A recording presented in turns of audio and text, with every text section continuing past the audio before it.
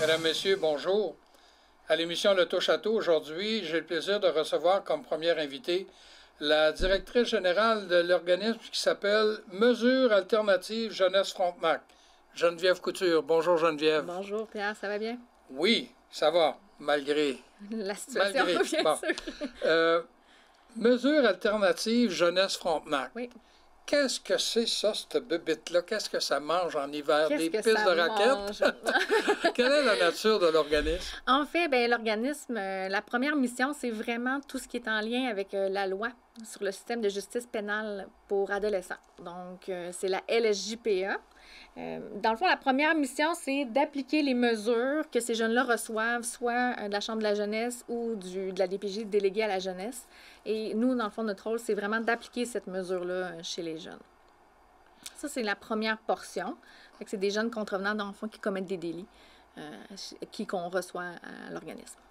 Bon, juste pour être bien certain que j'ai compris, là, s'il y a un jeune de 15 ans qui vient casser les vitres chez nous, oui, puis qui se fait prendre, et là, il passe devant... ben là, tu as appelé ça la Chambre de la jeunesse, parce que pour dire le tribunal. Oui, c'est ça. C'est la même chose? Oui, ça ressemble pas mal, oui. Okay. C'est la même chose. C'est deux appellations différentes. Mais en fait, c'est pas... le jeune... La loi, chez les jeunes est différente des adultes. Okay. Oui, c'est pour ça qu'il y a comme deux chemins que le jeune, même il y en a un troisième qu'on ne parlera pas aujourd'hui, mais il y a comme deux chemins que le jeune peut emprunter. Là. Fait que ça peut être, oui, en cours, on appelle ça des mesures judiciaires, mais il y a aussi des mesures extrajudiciaires, des sanctions extrajudiciaires, que là, à ce moment-là, c'est plus la DPJ qui va le gérer. OK. Alors, le jeune, il a été pris à casser les vitres chez moi, et il y a quelqu'un qui dit, ben, tu vas aller tondre le gazon chez monsieur pendant tout l'été. Ouais, alors, c'est vous autres qui allez vérifier s'il vient tondre mon gazon? Exactement, c'est ça. En fait, c'est que le jeune pourrait avoir comme mesure, effectivement, de faire des travaux communautaires que nous, on appelle. Puis ces travaux-là, il faudrait trouver un endroit où il les fasse. Fait que oui, ça pourrait être le genre de travaux que le jeune pourrait faire, aller tondre le gazon, c'est son voisin ou des choses comme ça. Oui, ou pelleter ma cour pendant l'hiver. Oui, c'est ça, oui. Ça, je pense qu'on aimerait ça. Mais là, en temps de pandémie, vous autres, est-ce que ça vous dérange? Oui, c'est sûr, parce qu'on ne se le cachera pas. Habituellement, les jeunes font leurs travaux communautaires dans des organismes communautaires. Présentement, il y a beaucoup de choses de fermées.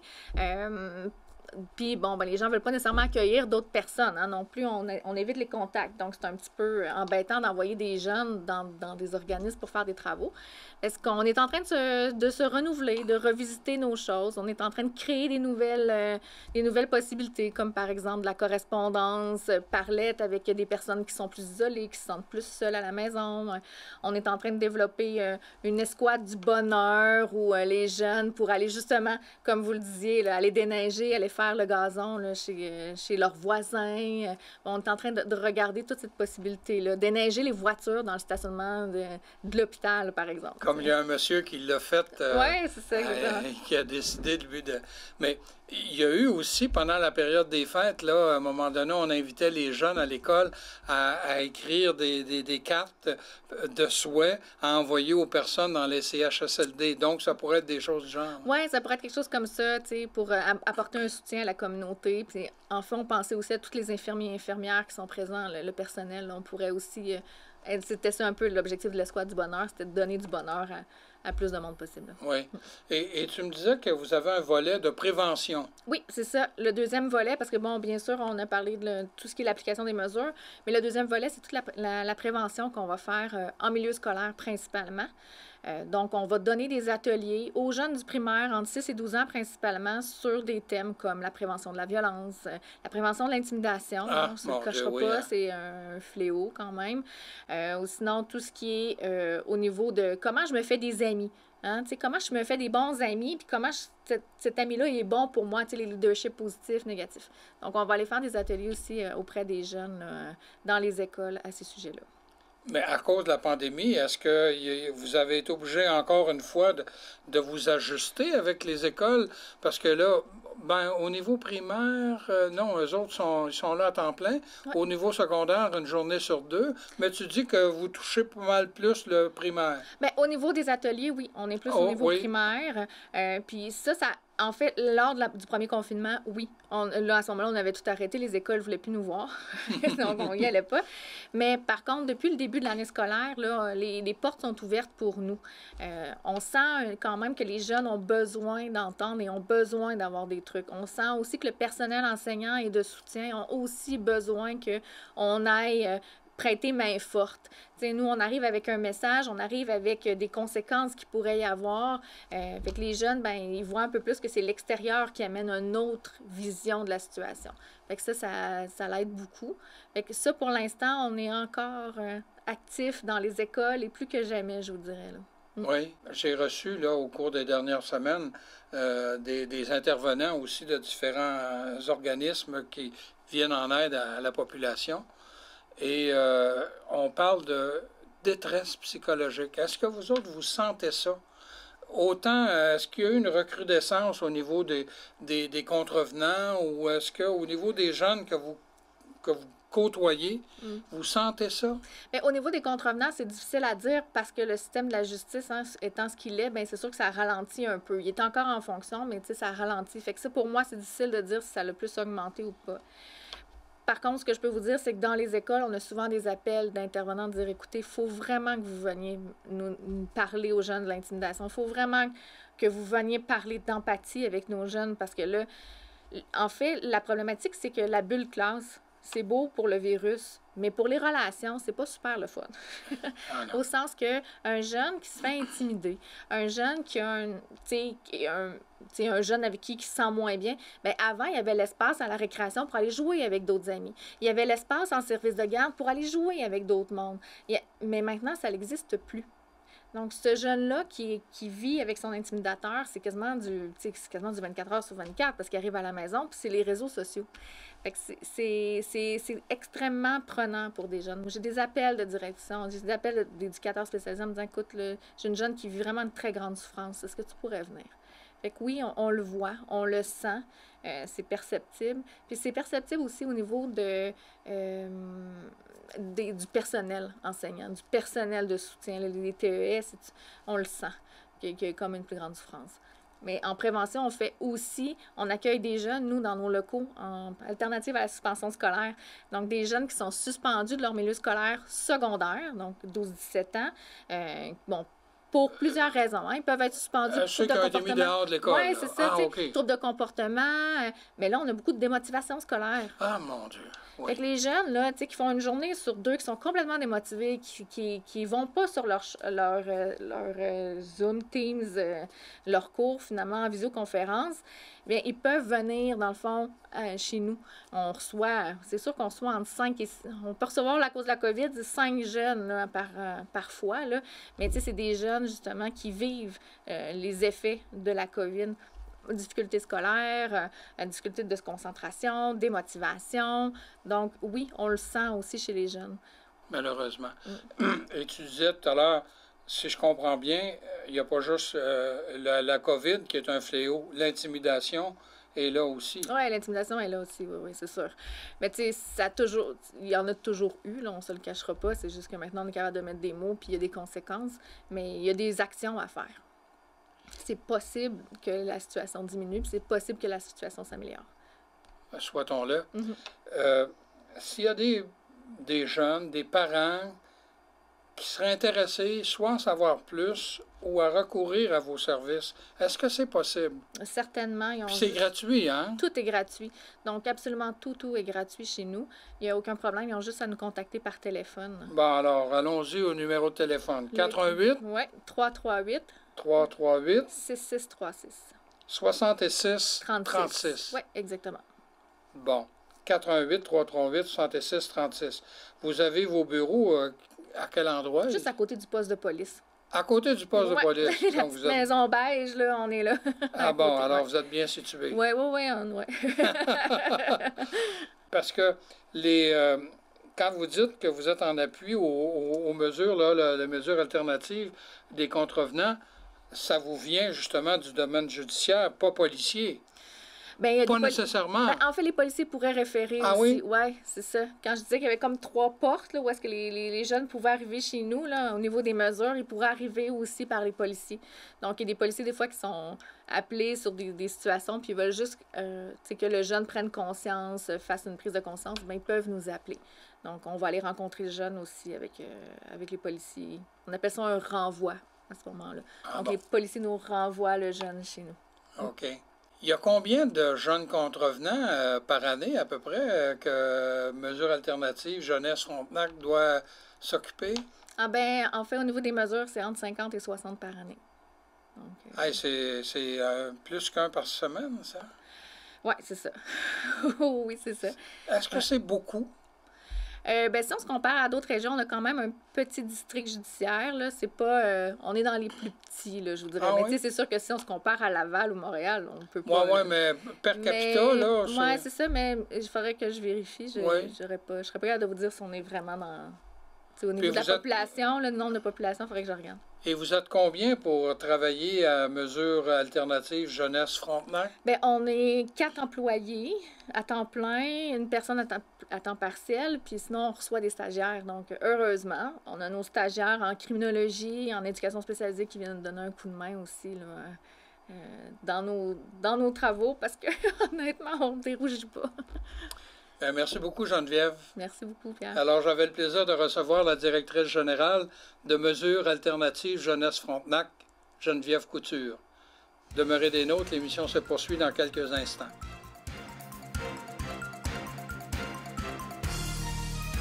De retour à l'émission, j'ai le plaisir de recevoir le coordonnateur du Bureau de gestion des événements de la région des Appalaches, de la MRC. Oui, c'est ça, de la région Oui. de Thetford. Alors, Vincent Vachon, bonjour Vincent. Bonjour à vous.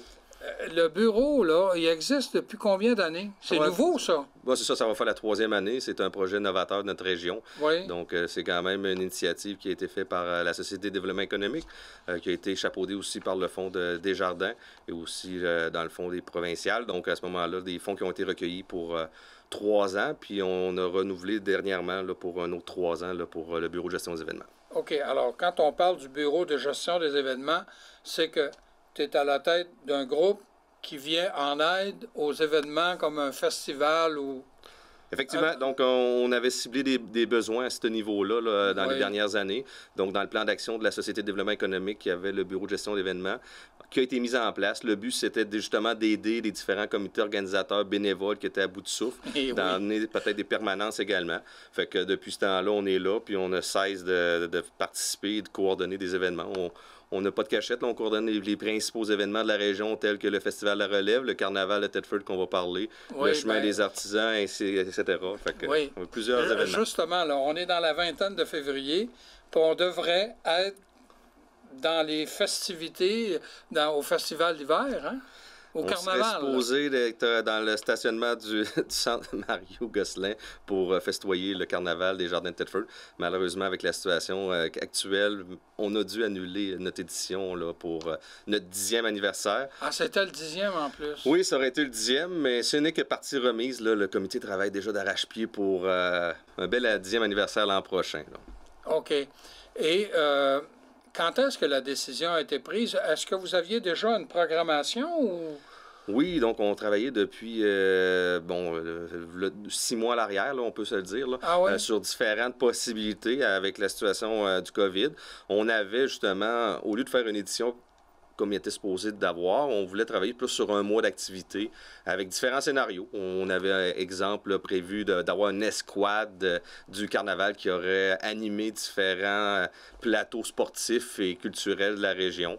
Exemple, on aurait pu débarquer sur une patinoire extérieure, animer, mettre de la musique, faire tirer des prix. Malheureusement, avec l'annonce du 2e confinement, on a dû annuler complètement nos activités, à l'exception d'un événement qu'on pourra peut-être discuter, qui est le concours de Château-Neige. Oui, mais si je comprends bien, de toute façon, la 10e édition n'aurait pas été comme d'habitude, où les gens pouvaient se rassembler, là.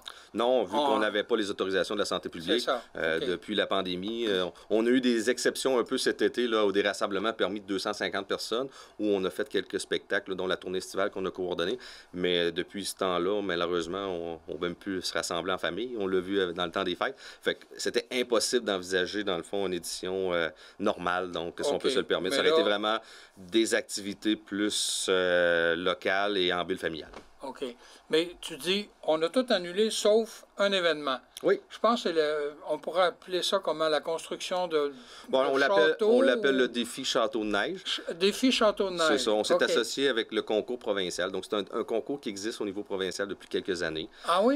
Donc, nous, les gens, on invite, on profite de leur plateforme informatique pour que les gens puissent aller s'inscrire sur celle-ci. Mais, dans le fond, ils sont redirigés vers nous pour qu'on puisse faire vraiment un concours plus local. Donc, on a sorti une vidéo. On invite les gens à aller sur notre page Facebook qui est, dans le fond, on a juste à taper Carnaval des Jardins de Thetford. Et ensuite de ça, il y a un beau vidéo qui explique vraiment simple comment faire pour s'inscrire. Ça sur Facebook? Oui, sur notre page Facebook. OK. Ouais, du Carnaval des Jardins de Thetford. Et tu me disais que c'est un événement provincial. C'est ce qu'on appelle le défi Château, là? Oui, le défi Château de neige, ça existe au niveau provincial. Et ensuite de ça, on ramène ça plus au niveau de local. Donc, dans la région Chaudière-Appalaches, il y a des prix. Donc, les gens s'inscrivant sur ce concours-là au niveau provincial vont courir la chance de gagner des prix provincial, régional. Mais de notre côté, on va faire tirer plus de 500 $ en prix parmi tous les gens qui sont inscrits via, dans le fond, l'onglet Carnaval de la région de Thetford. Puis pour s'inscrire, tu me disais tantôt qu'il y a un site qui s'appelle www.défichâteaudeneige.ca. C'est ça. Tout ensemble, défichâteaudeneige.ca. C'est ça. Ça, c'est la façon de faire. Mais si les gens ils veulent vraiment, sur notre page Facebook, on a une petite vidéo promotionnelle de 30 secondes qui explique vraiment avec un visuel comment où cliquer. Puis c'est simple. On invite les gens dans leur bulle familiale à construire. Dans le fond, sur la vidéo, c'est chez nous, avec mes enfants qu'on a fait. On s'est servi de notre trampoline. On a fait une grosse igloo. Donc, c'est un peu ça. Donc, on invite les gens vraiment à faire une construction de neige. Ça peut être un igloo, un château de neige, un bonhomme, une sculpture, peu importe. Les gens le prennent en photo, donnent un titre, s'inscrivent. Ensuite de ça, c'est simplement, nous, on va mettre les publications, dans le fond, les photos sur notre page Facebook. Dans le fond, ça va être des prix de participation. Et ensuite de ça, il va y avoir le coup de cœur, dans le fond, du comité, peut-être pour la plus belle installation, la plus belle fabrication de neige. Puis le but, c'est vraiment d'être en famille, de sortir à l'extérieur, prendre de l'air et puis de construire un... Puis donc, et ça dure... Jusqu'à quand, là, le concours? Ben, le concours prend fin février. Ça veut dire, c'est sûr que là, aujourd'hui, on se parle... dans la semaine du 20, ça, dans la vingtaine, donc ça serait le temps de sortir les pelles et de travailler. Mais, tu sais, juste pour m'être promené dans la ville de Thetford, j'ai vu à maintes reprises les gens déjà avoir des constructions de neige. Fait qu'on n'est pas obligé de le faire. Il peut être déjà fait. Et ensuite de ça, on prend en photo et on s'inscrit. Ça prend 2 minutes, là. Ah bon. Est-ce que c'est encore René Soucy qui est président du Carnaval? Non, René a tiré sa révérence après 5 ans, donc on le remercie. On l'a dit dans notre dernier communiqué de presse. M. Soucy qui a pris les 5 dernières années, qui s'est retiré lors de la dernière édition. Notre nouveau président, c'est M. Adam Patry. Le conseiller municipal, effectivement. Donc, Adam était déjà sur le comité et a accepté de prendre la présidence. Donc, on le remercie. Puis, comme il l'a si bien dit, il aurait aimé ça vous présenter une belle 10e anniversaire, mais comme on s'est dit, ça va être à l'an prochain. Ah bon. Alors là, il y a une année facile, là, lui. Bon, je pourrais pas dire facile, parce qu'on a travaillé quand même d'arrache-pied pour essayer de présenter quelque chose aux gens. Malheureusement, on n'a pas pu présenter comme on aurait voulu.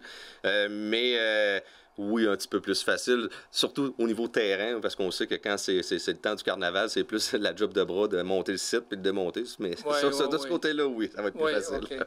Mais j'aimerais ça revenir sur le bureau de gestion des événements. Oui. Là, on parle du carnaval de Thetford, mais vous collaborez avec certains organismes et vous avez des contrats avec d'autres, hein?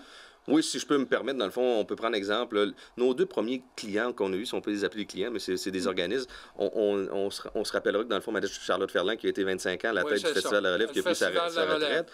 Donc, au lieu d'engager une permanence, dans le fond, le conseil d'administration a donné le mandat au bureau de gestion d'événements. C'est quoi la différence? C'est qu'au lieu d'être juste une personne, dernièrement, notre équipe, on était 4. Donc, on peut travailler en équipe. On a différents... Donc, on travaille... donc, maintenant, au lieu d'avoir une ressource qui coordonne le Festival de la Relève, maintenant, c'est l'équipe du bureau de gestion des événements qui coordonne aussi, par exemple, avec le conseil d'administration, il ne faut pas l'oublier. Donc, on est là pour aider ces organisations-là. Même type au niveau du chemin des artisans où vous avez été président dans les dernières années. Donc, il n'y avait jamais eu vraiment de permanence. Maintenant, on est comme considéré comme la permanence. Donc, on fait le soutien, le lien avec les membres du conseil d'administration. Puis en plus, notre mandat également, c'est de créer des événements. On pensera entre autres au Festival d'alternative qu'on a créé là, déjà 2 ans avec celui qu'il y avait au bout de la rue, au coin de Pion. C'est ça, effectivement. Donc ça a été une des créations avec des jeunes de la région qui ont voulu créer quelque chose de différent.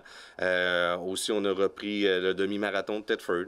On a repris le tournoi provincial de volleyball de plage. On a également coordonné, dans le fond, le premier rendez-vous ARH, de ressources humaines dans le fond de la région.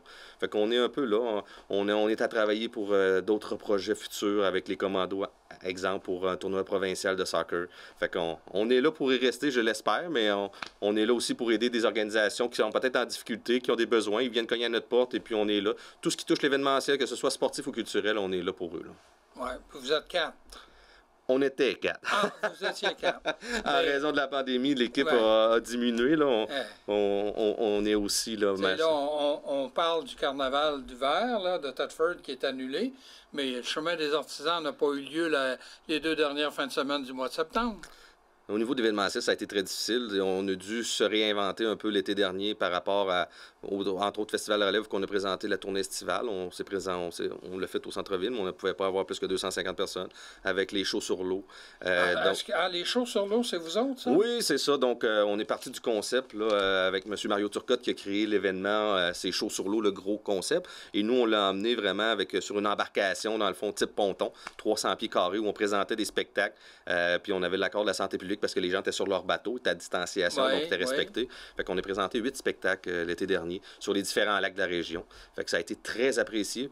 Puis je pourrais pas vous mentir que c'est sûr qu'il y a une grosse demande pour qu'on revienne cet été avec une 2e année de la tournée C'est chaud sur l'eau. On va travailler. On va commencer à travailler sur le projet dans les prochaines semaines. Ah oui, on n'a pas le choix, là. De toute façon, on est dans la pandémie. Malheureusement, on va fêter sa première année là, bientôt, là. Le confinement, là. Oui, puis tu sais, au niveau d'événementiel, on y a goûté, mais tu sais, les gens ont besoin de se divertir. Fait que nous, en tant qu'organisation, on a à trouver des solutions, à trouver des nouvelles idées. Puis c'est ce qu'on veut amener aux gens. On l'a fait avec les shows sur l'eau qui a été très apprécié. On va revenir. On veut peut-être revenir avec la tournée estivale. On va essayer de trouver des solutions pour essayer de divertir les gens dans la mesure du possible et selon surtout les critères de la santé publique. C'est vraiment notre rôle numéro 1. On parle beaucoup de problèmes psychologiques et tout ça. Puis comme tu le dis, les gens ont besoin, à un moment donné, la soupape, il va falloir que ça sorte, puis il va falloir faire de quoi. Là, on peut faire des châteaux de neige, mais... Non, c'est sûr que là, on est plus restreint en bulle familiale. On espère que dans les prochains temps, qu'on va avoir une réouverture, peut-être des rassemblements à plus petite échelle, qui va nous permettre de créer des nouveaux événements. Mais oui, les gens ont besoin de se faire divertir. On l'a vu cet été avec les shows sur l'eau. Les gens ont tellement apprécié le concept. Ouais. Puis c'est sûr que les gens sortent à l'extérieur, font leurs propres activités, mais on espère être capable de faire des choses à plus grande échelle aussi.